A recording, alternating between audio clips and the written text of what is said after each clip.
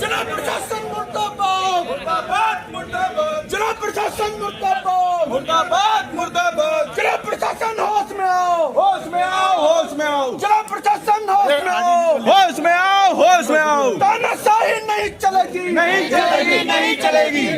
क्या कहेंगे सर? क्या अभी बता दे सब यही बैठी भैया सीट आराम से आगे आराम आप लोग आराम से।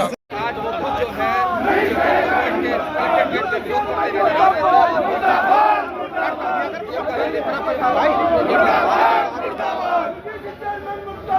मुर्दाबाद मुर्दाबाद,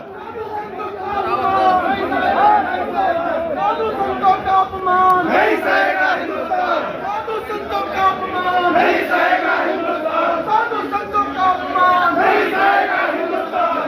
चेयरमैन मुर्दाबाद मुर्दाबाद मुर्दाबाद, UGC roll back roll back roll back, UGC roll back roll back roll back, UGC roll back roll back roll back, UGC roll back roll back roll back, UGC roll back roll back roll back, UGC roll back roll back roll back, UGC roll back roll back roll back, UGC roll back roll back roll back, UGC roll back roll back roll back, UGC roll. भैया जाओ,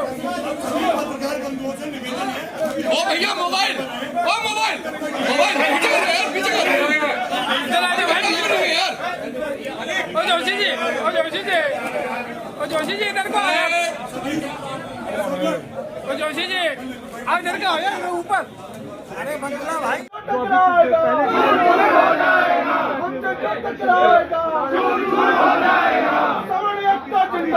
जिंदाबाद जिंदाबाद जिंदाबाद, जिंदाबाद जिंदाबाद जिंदाबाद, जिंदाबाद जिंदाबाद, साधु संतों का अपमान।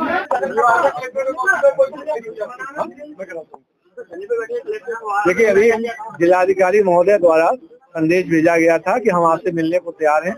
मेरा वो बेसिक प्रश्न था जो मैंने कल इस्तीफा दिया था दो बिंदुओं पर। एक तो जो सनातन संस्कृति का जो अपमान किया गया, जो हमारे मांग मेले में शंकराचार्य जी महाराज उनके बटुक ब्राह्मण शिशु की चोटी पकड़ के उनको पीटा गया, जमीन में घसीट कर चोटी पकड़ते हुए स्थानीय प्रशासन ने पीटा। वृद्ध सन्यासियों को पीटा गया। इसके अलावा जो यूजीसी का जो रेगुलेशन 2026 और 13 जनवरी को बजट में जो भारत सरकार के बजट प्रकाशित हुआ, इसमें जो जातीय आधारित भेदभाव के अंतर्गत जो समान वर्ग के जो अभ्यर्थी हैं उनको स्वघोषित अपराधी मान लिया गया। आप सोचिए, यदि आपका समान वर्ग का बेटा बेटी है, वो पढ़ने में अच्छा होशियार है, तो कोई बेटा होशियार है, तो उससे कोई भी व्यक्ति निराधार शिकायत करके समता समिति के सामने प्रस्तुत कर सकता है। उसका पूरा समता समिति शोषण कर सकती है, उसका पूरा करियर बर्बाद कर सकती है। इसके अलावा अगर आपकी बेटी समान वर्ग की बेटी है, उस पर किसी की बुरी नजर है, उस पर एक फर्जी निराधार शिकायत करके उसको समता समिति के समक्ष प्रस्तुत कर सकती है, और समता समिति और जो फर्जी निराधार शिकायत करने वाला व्यक्ति है, दोनों ही उसका मानसिक शारीरिक शोषण कर सकते हैं। ऐसे में हमारे बेटे और बेटियों का रेप होगा, बेटों का शारीरिक आर्थिक शोषण होगा, और हम लोग समान वर्ग के समाज के जो बच्चे हैं उनको आत्महत्या के लिए मजबूर होना पड़ेगा। इन दोनों ही विषयों में मैंने इस्तीफा दिया था। उसके उपरांत जिलाधिकारी महोदय द्वारा एक सोची समझी सुनियोजित साजिश के तहत मुझे कल डीएम कैंप ऑफिस में बुलाया गया। वो मेरे आदरणीय हैं, अभिभावक हैं, लेकिन उनका आदर करते हुए मैं स्वयं पैदल चल के उनके आवास पे मैं गया। उनके आवास से जब गया तो उन्होंने करीब 10 मिनट तक, मैं जब आवास पे गया तो वो डीएम साहब अपने चेयर पे थे कैंप ऑफिस में। वहाँ पे एडीएम सिटी, एडीएम ई, एडीएम जे और एसडीएम सदर मौजूद थे।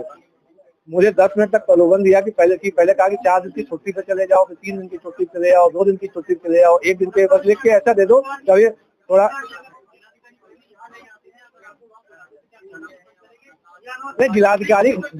जिलाधिकारी महोदय जहाँ चाहें बता दें, हम लोग पहुँच जाएंगे। आपका सस्पेंशन दे दिया क्या? नहीं, वो हम तो पहले ही त्यागपत्र दे चुका हूँ। वो तो सोची समझी जब साजिश उनकी फेल हो गई, जब मैं वही बता रहा था, जब प्रलोभन दिया, मैंने इनकार कर दिया, तो उन्होंने हमारे जो बड़े भाई सदस्य हैं, कप्तान साहब हैं श्री अनुराग आर्या जी, उनको फोन करके बुलाया। वो बगल वाली कुर्सी में, डीएम साहब की बगल वाली कुर्सी में बैठ गए। उन्होंने भी एक बड़े भाई की तरह हमको समझाया। मैंने कहा सर मैं अब अडिग हूँ, ये इशू है, कोई छोटे मोटे इशू नहीं है। 1 घंटे से ज्यादा हो गया,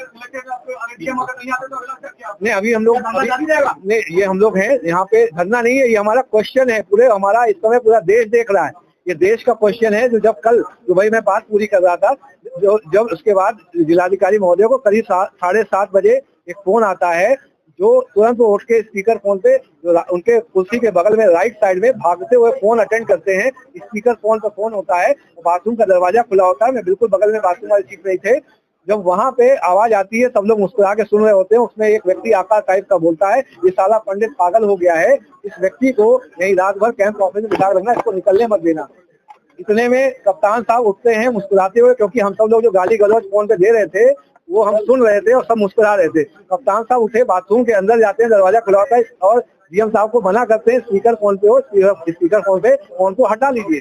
जब वो हटाते हैं, जब कप्तान साहब बैठते हैं, उन्हीं के सामने मैं कॉल करता हूँ, सचिव दीपक पांडे जी आप हमारे सामने हैं। नहीं अभी रुक जाइए, अभी एक मिनट, अभी रुक जाइए। तो जब कप्तान साहब बैठते हैं उनके सामने उनके ही सामने मैं कॉल करता हूँ, दीपक पांडे जी सचिव भारत एसोसिएशन के हैं, आप सामने खड़े हुए हैं।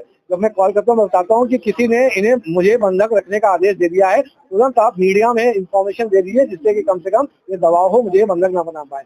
जब डीएम साहब कॉल खत्म करके वापस आते हैं तो कप्तान साहब जो मेरे बड़े भाई हैं वो डीएम साहब को बोलते हैं कि ये बाहर ये बता चुके हैं कि बंधक आने का आदेश हो गया है। जब बाहर मैसेज चला जाता है तो आनंद फानन में डीएम साहब मुझे वहां से जाने देते हैं।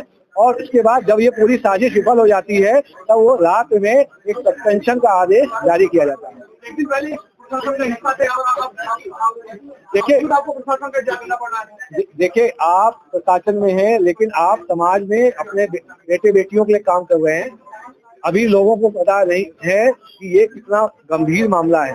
जैसे जैसे ये अवेयरनेस बढ़ी, पहले तो लोगों को बिल्कुल संज्ञान नहीं था, जब जितना अवेयरनेस बढ़ी पिछले 15 दिन में सबसे लोगों को समझ में आया कि ये तो बेटे बेटियां आत्महत्या में मजबूर हो जाएंगे, बेटे आत्महत्या करेंगे, बेटियों का शारीरिक शोषण, उनका रेप कर, समता समिति के सदस्य रेप करेंगे, फर्जी शिकायत करने वाला रेप करेगा, बेटे बेटियां आत्महत्या के मजबूर होंगे।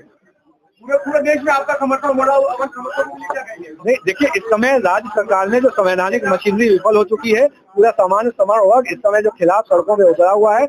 अब इस समय संवैधानिक तंत्र विफल हो चुका है। मेरे भारत के जो माननीय प्रधानमंत्री श्री नरेंद्र मोदी जी से, भारत के गृह मंत्री अमित शाह जी से और भारत के माननीय राष्ट्रपति महोदया और यहाँ पे जो अपनी उत्तर प्रदेश गवर्नर मैम से अनुरोध है कि रिपोर्ट देके यहाँ पे संवैधानिक जो तंत्र को बहाल करने हेतु यहाँ पे जल्दी राष्ट्रपति शासन लगाए।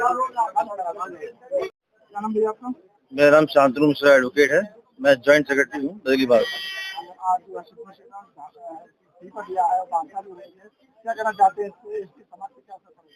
देखिए समाज पर नहीं, ये पूरे देश में इसका असर पड़ेगा। केवल एक जाति के लिए नहीं कहना चाहता हूँ। जो ये कानून आया है यूजीसी, ये बहुत गलत है।